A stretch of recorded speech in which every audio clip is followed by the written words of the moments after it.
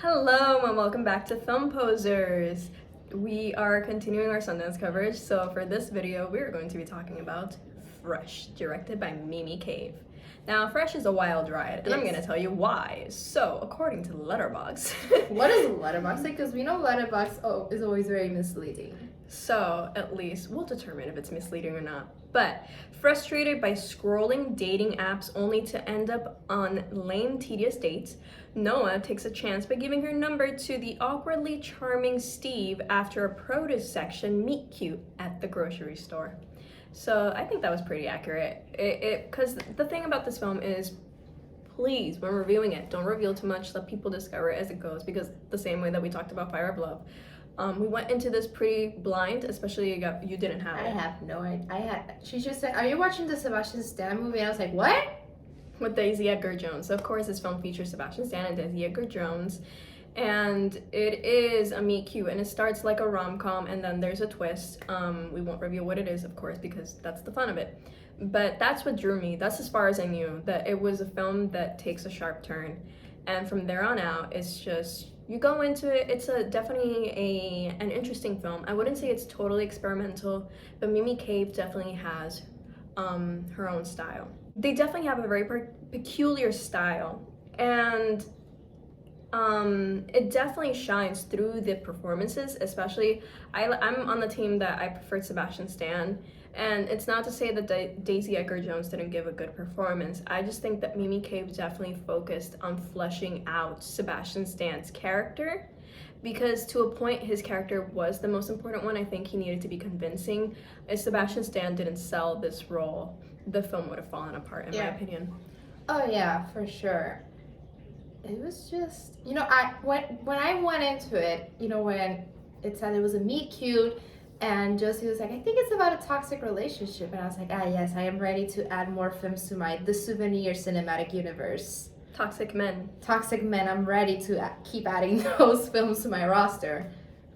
The TMCU. TMCU.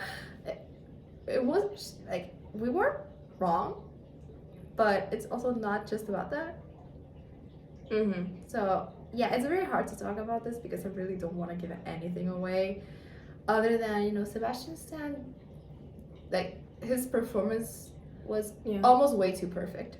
And I will say, Daisy Edgar-Jones again did give a good performance. And she was very convincing, really, and she had a good material to work with. But again, it's just that thing that I really do think her character wasn't as fleshed out as Sebastian Stan's Steve.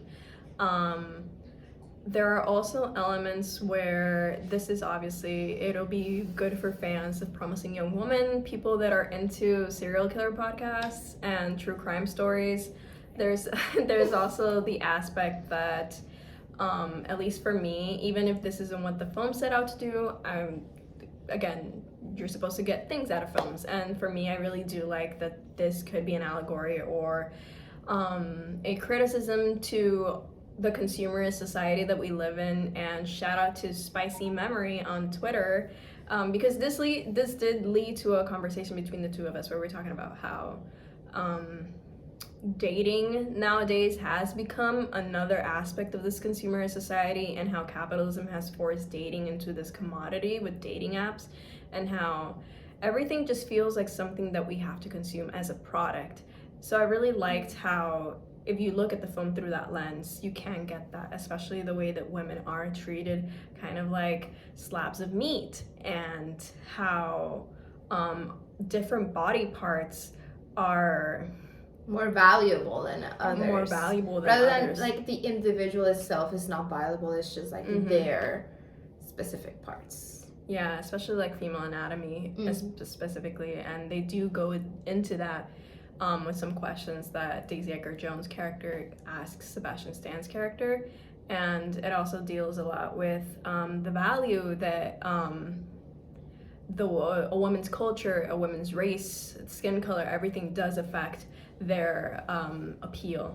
And there's just a lot. Honestly, I watched it 1.5 times because the second time I couldn't finish the screening, but the second time I definitely started noticing more things. So it's one of those films that I think that the more you watch, the more you'll get from it. Yeah. It was a lot of fun so far. It's like up there as my favorites of this festival. And it's not going to be for everybody. I do think that a lot of people are just gonna look at it and not. It's not a film you should take seriously. Yeah. It's going to be on Hulu in March. Yeah. So it's fun. It's a fun film if you let yourself go. It's a lot of fun. I was never bored. And it was a 2 a.m. movie. We were struggling to stay awake. And then the movie started and we were immediately engaged with it. So we were like, yes. I will say one thing that I will nitpick is, of course, the stereotype where the best friend is a black woman that helps the main character, which is a white woman, stay focused and everything. But we could also try to look at it as a criticism as how white women are more susceptible to these dangers or to these situations. But Jonica T. Gibbs played it super well. I really loved her in this film, and she was very committed, and she did have really good chemistry with Daisy Edgar-Jones. Yeah. So overall, I think good film. Yeah, good film. Except, both of us were just screaming, red flag, red flag. If you're a woman, you're gonna be like, why? Why? Like, we know it's Sebastian Stan. We are aware that it is Sebastian Stan. Also, Mimi Cave. How dare you pick Sebastian Stan to play this character? That's all I'm saying. And I think with that, we can end the review. It's because it was Sebastian Stan. Anyways, we actually do recommend this film. It's great. Yeah, it's going to be on Hulu in March, and we really hope you give it a chance and that if you enjoy it. And if you don't, let us know if you like. Let us know if you like it. Let us know if you don't. Yeah. That is all for this review.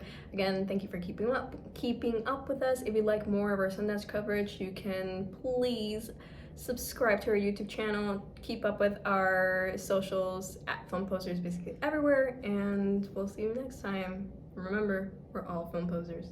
Bye. Bye.